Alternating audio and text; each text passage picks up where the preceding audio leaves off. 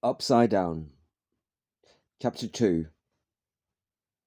It was still a woman's world, as it always had been, despite many men breaking into it and it becoming more masculine gradually.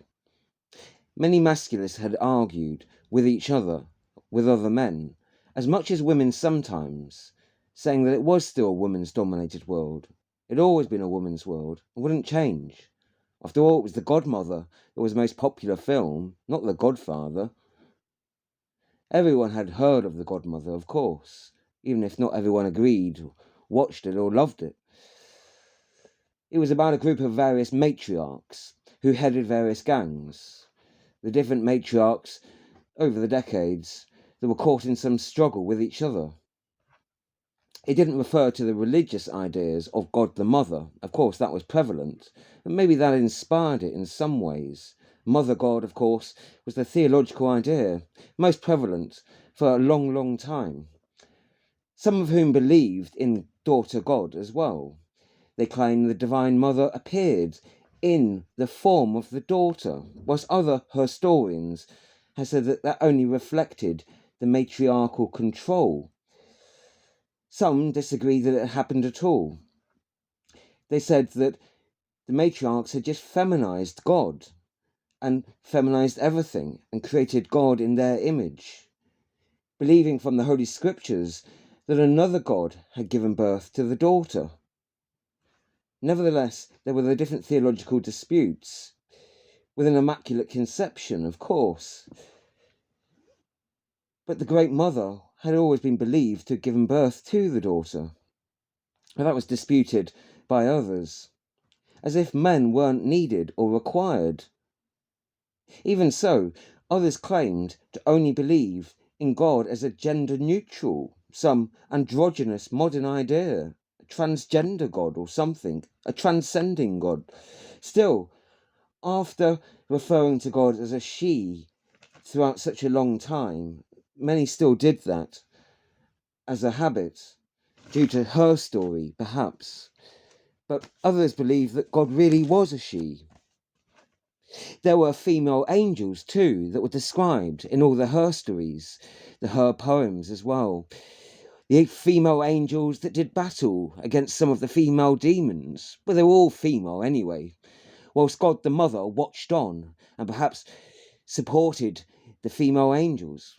But there were never men and never masculine characters that featured in any of the stories whatsoever. If they were rare and the exceptions. But those were often heretical groups that weren't always accepted, though, by the mainstream. Nevertheless, things had changed a lot more in recent years and decades. Supposedly, there were now different theological stories and myths. Some even believed in a chief demon, but that was always a mother demon too. Just as there was Mother God, there was Mother Demon too. And all the angels were mothers as well. Well, some of them weren't mothers, but they were women. While still others contended, she, for the great godmother, to challenge and trial people, had to create women in positions of authority and had to have a woman that would challenge her. And it had to be that way. Yet as many more thought it was all just hocus pocus, fantasies and all delusion, and just ridiculous, pure and wild imaginations and stories. Although many had once believed it, and a majority had believed in God the Mother, and even in Mother Demon as well. But still, there were many more today that did not believe in those things, and people had a wide range of different beliefs. Still, there were few notable exceptions in the many religions. Yet nearly all had recorded prophets and saints and later preachers, where they were all women too, of course. The overwhelming majority were. The few rare exceptions that were men. As if women alone had a divine connection and an insight into the future, or a patience to meditate long enough on a multitude of complex, emotionally challenging evidence. Only the women saints were really ever depicted in all the pictures and the many stories that you'd see, even though those weren't as widely read as they used to be, but they still had that effect, many felt, because they were around a long time. Those pictures and the murals of the many dying in childbirth or struggling through challenging labours or going through menstruation or juggling jobs of looking after young children and a number of different children they were having to love and to be worried about, all at different ages and different struggles, and all the different pictures of mothers battling to look after children and to getting angry at children and loving children too. A whole variety of those, but always mother figures guiding children, getting angry at children, and loving children. But there were always mother figures. There were no fathers that ever featured in them, but there were no men anyway. Likewise, there had been a series of queendoms in the past. Great monarchies, but always queendoms. There were the occasional exceptional kings, but very rare. Mostly it would only be queens, though, of course. Throughout herstory, that was the rule rather than the exception, when there was an occasional king. That did happen sometimes. But even then, one felt it was the queen that really ruled. And of course, there were a great many queen leaders, and sometimes struggling with each other, who were usually led by the harem of the king that was usually led by a harem of women. But of course, the woman was always led by a group of different counsellors herself. Many of the men that would give her advice on different things, her harem of men that the queens would always have in their epic struggle of the queendoms. There were many people who stood accused in the modern age, as well as the past, of sexual neglect, failing to love and satisfy a partner, if they didn't have a genuinely good enough reason, and it could be a good medical reason, if they'd been given permission not to.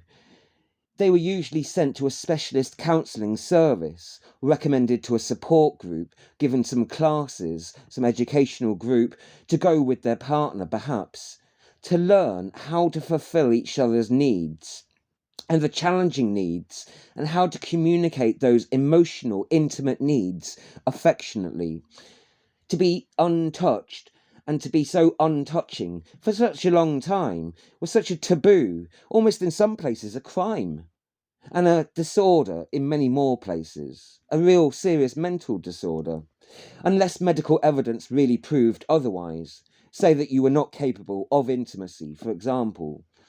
Then you would not be put on the list of the sex neglectors that could be put up only in some places.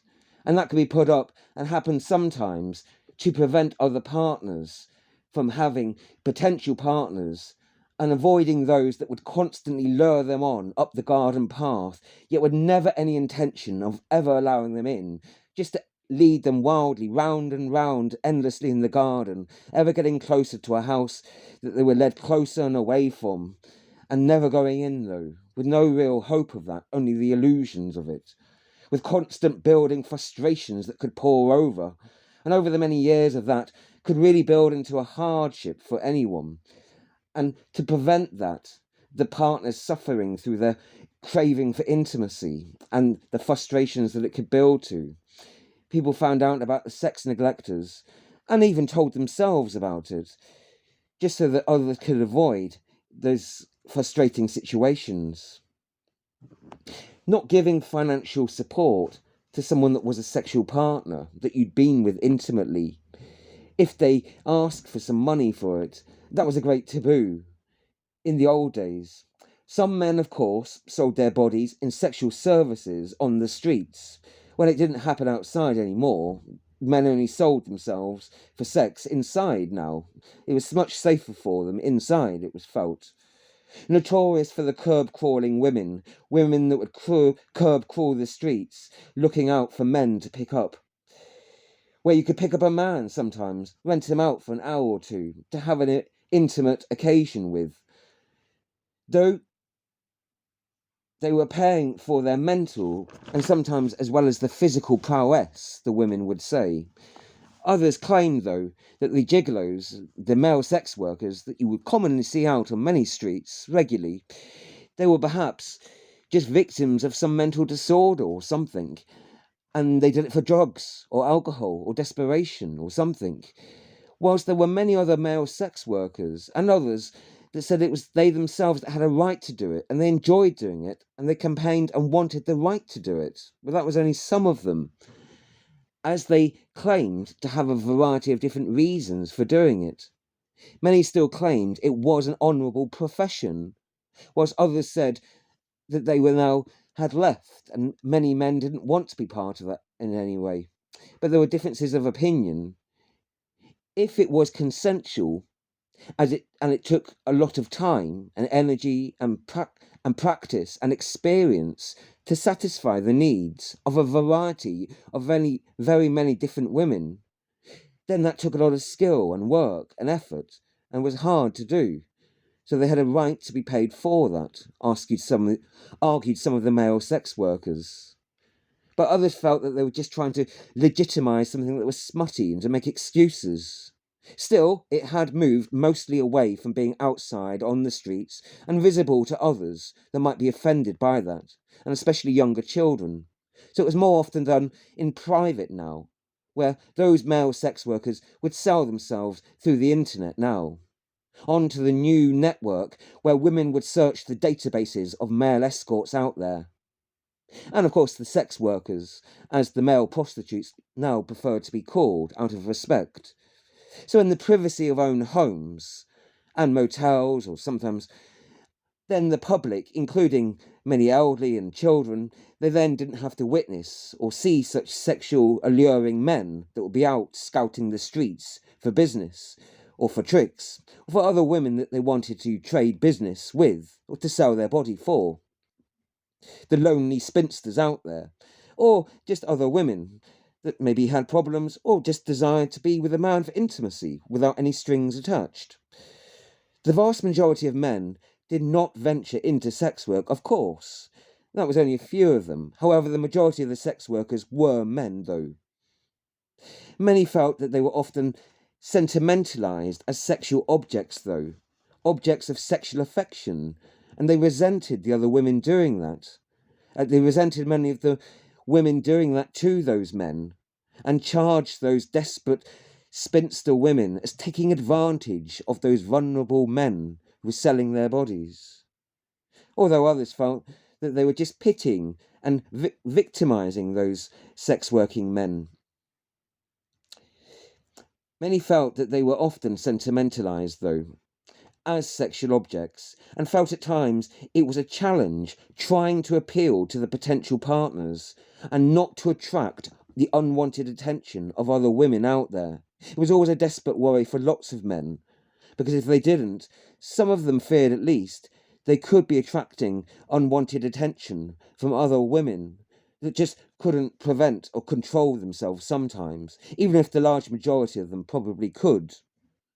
Though gone were the days when a slap on the bum or casual call or a wolf whistle or some comment could be called out, or even a hand slipped casually round the waist, or even a quick grope sometimes could be tolerated at a party or nightclub, in public, in 1,000 different places. Well, it was much more acceptable back then, where women were much more able to just touch a man without any permission sometimes. No woman could just touch a man like that and invade his personal space. Not so much now, though. Even if they did have short shorts on and went topless sometimes, or did suggestive dances even, it still didn't give those women the right to do that. Not without getting to know them well first. No, and to get to know their temperaments first as well, as many accusations had emerged of men being sexually harassed, chased, groped, pressured by many of the women, even if those women didn't represent the majority of the other women, of course. Those stories had emerged over a long time, with lots of evidence mounting to back up some of those accusations, even though some of them felt that they could have been exaggerated, but who knew? There were a great many out there that were cataloguing. People were doing catcalling still and heckling innuendos. That used to be common when they would do it provocatively at flirtatious men that were dressed erotically. Some of them loved it and would call back and act up to it. Others, meanwhile, did not welcome the attention and were worried by those who were calling at them, "Hey, sexy," as the woman would shout or something like that. and they would feel uncomfortable, degraded, whether it was an older woman perhaps, or someone from a different background they didn't know the intentions of and feared more. Still, it was frowned upon now to do that. Even if the man was dressed erotically, it didn't give the women the right to shout some sexual innuendo back to them. To shout back at a young man was to be told to be careful. All young men were really warned to be careful of the predatory cougars that were out there, the older women that were taking advantage of the younger men, especially in accepting drinks from those unknown strange predatory cougars, or any strange women that you didn't know. Should be careful accepting a strange drink from. Young men were often told. Often they were told that by older teachers, old experienced cougars, and not to go back to their house alone, to go out with other men, and to be wary of going out on the streets alone, especially on the night, and more so if they were drunk, to watch out for the gangs of girls that were out there, who could make up any old story about you, and have your reputation ruined for life by the next morning. It was not safe for any young man to be left alone with the gangs of girls that were out there in dark streets, especially in certain areas where they were known to be prevalent. Especially in an area you just didn't know well. You didn't take chances like that. Even an experienced older man never went out alone, ventured out into strange places like that, where the gangs of girls could be roaming wildly. No, if the experienced men wouldn't do that, a young man certainly shouldn't, and the young men had to go out much more carefully and cautiously. The experienced men tried to give lessons and to warn the younger men, given the fact that they were more worldly and knew more about how to give an authentic sounding testimony to counter the multiple false testimonies that could be cooked up against them by the gang of girls. But he would still struggle to be believed, however relevant, concise, and truthful, and even sensitive sometimes that the testimony was. Okay, to be with a group of girls you did know well, that might be one thing, even then to be cautious. But all young men, or older boys, were given severe warnings about that by the older men to be cautious around both older but also predatory and unknown stranger cougars or other women that were just strange too. And of course, the man-hating gangs of girls who lurked out there, even if they didn't represent the majority of girls, far from it. Still, you had to be careful. Who wouldn't care if you were a victim of their silly stories that spread like wildfire all around the place? Anyway, even and especially the matriarchal teachers had to lecture the young men too on those dangers of older women that they knew well, though they stressed that many more women were not just sex predators as others had been taught, far from it, nor only just wanting a sperm donor, and that there were much more complexities to it than that. For child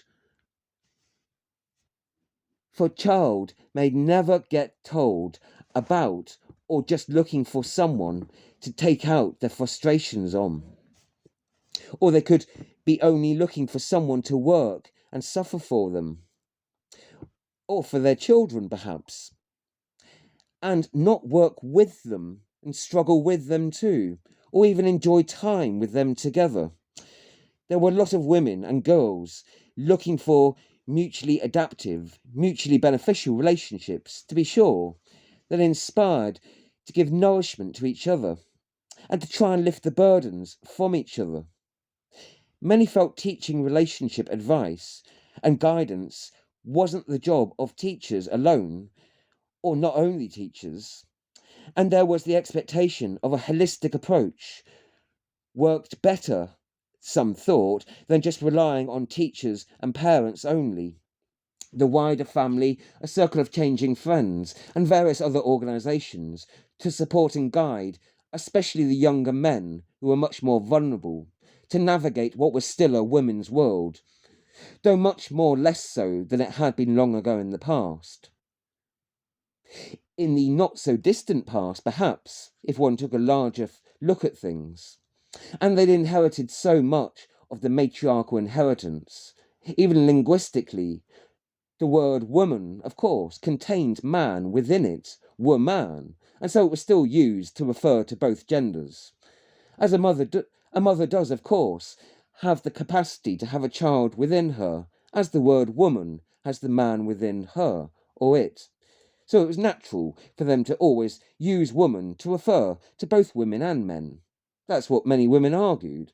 And it wasn't actually sexist at all. And why should there be others that want to change the language and be all PC and call everybody men or something, or humankind in this neutrally PC world? What was wrong with using womankind and woman to refer to them both, since man was in woman? In any case, the debates over what language to use went on. So womankind was used to represent both genders, or just woman sometimes, as one species, as had historically been the case in herstory, distinguishing themselves from animals and other objects. People that slacked or were too fearful were told to woman up, and to be called womanly was a great compliment, not a put down at all. Sometimes to be called manly, of course, felt a criticism to some, to many. It could even be an insult. Some still took it to be an insult. To be called woman, to be called manly was a real great insult, but only for some people still. To prove his or her femininity was quite a hard thing to do, though. Others usually provoked some effeminate reaction if they were called a man, to prove their femininity, that they were a true woman after all, as many men would want to do. But still, many today didn't feel the need to do that. Things had changed a lot, though. Things had gotten better. Just not better enough, many felt, though, perhaps. There was a long way to go still. Men still had a long struggle to escape all the mollycoddling, matriarchal, nanny states that had always been here, in the woman-dominated world, in the woman's world, that tried to care and love everybody, to love everything, and to love everywhere, even when they knew little to nothing about those sometimes that they attempted to take care of, and whose care was not always accepted or viewed necessarily as that, although it very often was, though. The Council of Mothers that ran the matriarchy, and there were various matriarchal councils, may have wanted to love everybody, as they had for a long, long time, take care of everybody, fulfilling all their needs. Yet it didn't mean that they knew how to all the time, other critics had claimed, since they didn't necessarily know everybody yet. There were a vast number of different groups of races, religions, sexualities, genders, ages, classes, and abilities, and professions too. So many different differences that there were.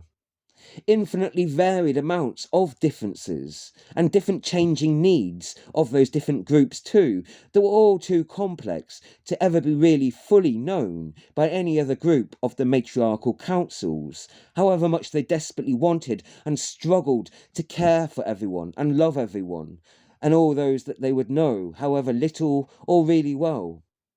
Constantly the old laws then, and the regulations, were always having to be reformed and rewritten, as legislation had to be updated constantly, as they met ever more newer groups that had to be cared for in ever newer different ways. So the legislation never remained untouched over the years, constantly was being updated through the weeks and months. It was hard to keep up with it all, really, as the years went on. The masses of information that would change, of legislation that never seemed to stay the same, because emotional needs were always changing and shouldn't be untouched, the matriarchal councils had always reasoned, as they often had to amend the older laws to fit in with the ever newer circumstances that would always change, they insisted, that hadn't existed or been known of even in the past, never mind having legislation written up well. Citizens were told through public informations and infomercials about those new, updated old laws, now obsolete, and the many amendments that would have to be made regularly, about the birthing of new laws, and as new laws nourished and grew up and aged at different rates. They were told about all the different growing ups of the different laws as they changed at different ages. For new times, unconceived of in the past, of course. New laws were always having to be born, and that was a real struggle for the matriarchal councils, painful for them sometimes. Yet when they'd given birth to those, and they were effective, and they grew in time, then, of course, it was something they claimed, and many believed in, that did serve many, many people, and were able to care for many through that. Although there were many others they really didn't know about. If a majority of the public accepted the changes, okay, then they remained. Still under review, of course, subject to perhaps being revoked or to be amended or to even be added to and updated again somehow. However, who knew how often that would happen? However, a majority had serious issues. Then the laws, if they did, they could be amended a little or occasionally a lot, until a reasonable majority had then supported it and felt that it was okay, whether it was a slim minority or a large majority perhaps, or even a slim majority. But if it was a slim majority, and then it would be seen as a risky, low thing to do, or a larger majority, that would be known as a safer law that lots of people wouldn't then react against. As it was known, that would be a lot less likely to be scrapped, or that it would cause many problems. Though, like all the other laws, it could be tweaked and added to and deleted and changed in different parts of it. As little things were changed here and there, it gradually changed throughout herstory's laws. Being on the curriculum, of course, at school, herstory had to be taught to everyone, whether it was local herstory or national herstories, or even the global herstories too, that were slowly gathering together. There were the subject of their stories as well, that had to be studied too. Some alien travellers from foreign worlds didn't even know what their stories were. Never mind graduate in degrees of it, they'd not heard of their stories. Never mind having knowledge of it, even to a low grade level. But their stories, even young students knew, were about the pasts of animals, who could not write their own stories, of course, but they were written from the animal perspectives, a herstory of animals, in a way. Therefore, the animology was a subset subject of herstory itself. Sometimes their stories was included as a separate subject, accompanying herstory, or sometimes their story was just a sub-subject, the child's of herstory itself. And it was included in the different, studying the different animal biologies and the different animal psychologies, as well as the different habitats that they exhibited in too, as well as specialised studies of what local animals that they had to be careful of, those behaviours they had, those to look out for, and also how to take care of those when and if they were able to do so. Although their story lecturers took place in many classrooms, they would go out to many parks or woodlands, sometimes to the hills or the meadows, to various places, even sometimes, if relevant, out to the rivers, sometimes to a mountain or to the sea on a boat, where the thestory lectures would be held. And the animal guides there, the thestory teachers, they would teach their animal subjects to study with the end goal of working with or even for the animals, to care for the animals in some way, or to use the animals for the benefit of others, other people. For some time in the future, others choose to work with or for the planets, the plants, the vegetables, or even especially vegetables or tree teachers. Well, they were subjects that had to be gone out to study, and their actual own herstory subjects were studied out more in woodlands, where they had their plant and tree teachers and the tree guides, for example. So herstory was a very wide subject, whether it was within herstory or, as many others had classified it, a subject all on its own, but a huge, wide and varied subject, including their stories of the animals, their stories of the plant kingdoms, of the many vegetables, of the many trees too. They branched out into the insectal and also the fungal stories too, where there were fungal guides and the various sub-subjects too. Not only were animal and plant and tree subjects of their studies out in the woodlands, the subjects themselves, they were, with each given only a few others, and they'd all be expected to study and know each other. Each of the students themselves, they were a subject to be studied by themselves, and sometimes by other students in their allotted groups. The matriarch, overseeing things, would try to match them into compatible groups, considering their temperaments and abilities. For this reason, and students would then be assigned in the compatible groups to be with each other as subjects, to study each other. If they seemed to be complementing each other fairly well, then they would be getting on reasonably well, then they would carry on being subjects of each other and being tested on each other, having exams where they'd be asked questions about each other too. Though the course of true studying never does run smoothly and has its hardships and rough times too. All the time it can have its rough and smooth. And many took offence or indulgence in the study partners sometimes, or in their portrayals of them. And they felt in their reenactments, in their retellings of them, that sometimes their character that their partner had portrayed had distorted them somehow, or exaggerated, or minimized some feature of them. And in studying each other, they didn't always recognize each other's answers about each other, although very often many students did, to some extent. Students had to simply study themselves as well as each other that they were assigned to. Yet in their quest for the self-knowledge of themselves and each other, they also had to study many others that they wouldn't know. They began in their smaller study groups that they were allotted to, studying the various partners they'd been assigned to by the matriarch, as well as then being studied and challenging ideas about each other and questioning the ideas and assumptions and the beliefs that they had about each other too, searching for the authentic evidence to back up and prove what their various points were, making the claims to justify what the different characteristics they described each other as.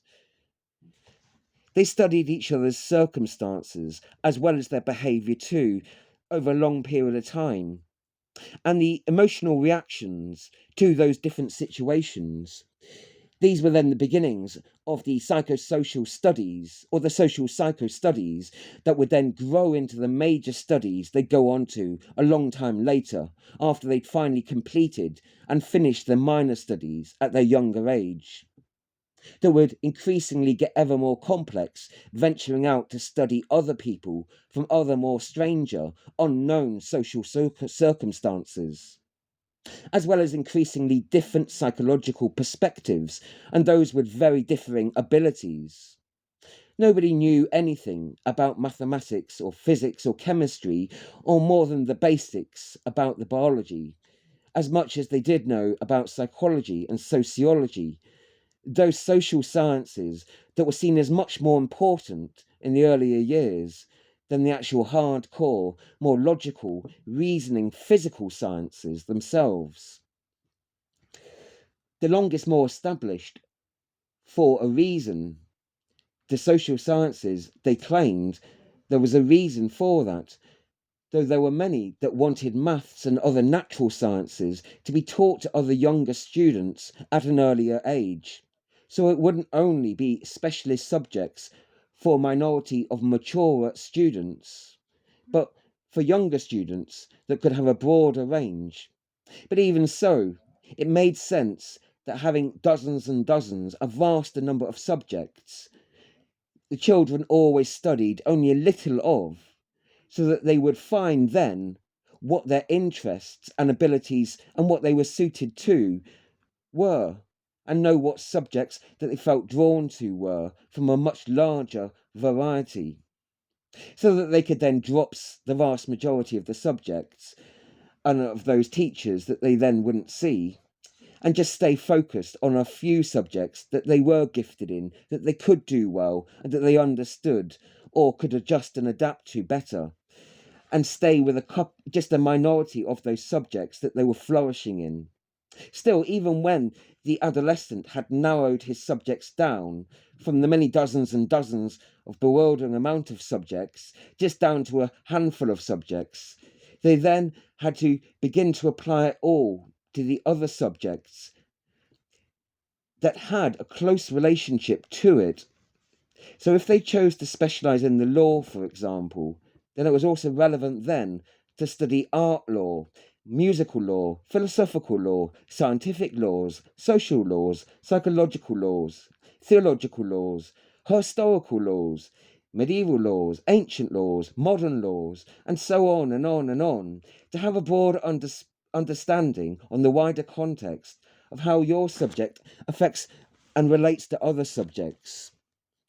Ardent believers of a faith deliberately subjected themselves regularly to a variety of other people's different faith teachings. Through many mediums, so be it, in many different films or lectures or songs, stories, sermons, games, storytellings, or even dances, to challenge their own faith and their beliefs, as well as also to learn more about others, for better or worse sometimes though. Those that weren't regularly subjected to the influences on others' beliefs, that were especially widespread around them in larger numbers of people, were seen perhaps as prone to being vulnerable, rather than remaining in an island of an Eden in a Jurassic world. They were ushered to be their own Eden, or let God be, or to have a council of others who had the same faith. You could see regularly them too, and many did, to counter any potential negative effects, especially if it was a strange new teaching, and many of those that seemed too good to be true or too bad, and you weren't sure about it. A believer must know how his beliefs relate to many others, especially larger other significant groups. They should know all of the other major significant beliefs, even if it's just knowing of them generally in some way. They couldn't hope to learn the many more thousands of minor ones, of course, that were smaller, so there weren't as much reason to know them, even if they'd only be a little familiar with some of the more popular, moderately popular ones. Still, even if they'd only be a little familiar with some of the beliefs and only be expert in the relationships to others with a small number of the widespread beliefs, still they would not know their own, they would not know their own belief of faith in isolation, yet learn its many different relationships that it had, for better or worse, with a great many others. Still, they would struggle knowing what those relationships were too. So even an agnostic pantheist, for example, would be expected to attend atheist lectures sometimes, or perhaps to watch monotheistic films, or they might join in some Gnostic game, perhaps, or they might do any number of things before returning on and back to his own agnostic pantheist group. Not instead of their own programs only, not to replace them though, just to contrast it, perhaps to complement it sometimes.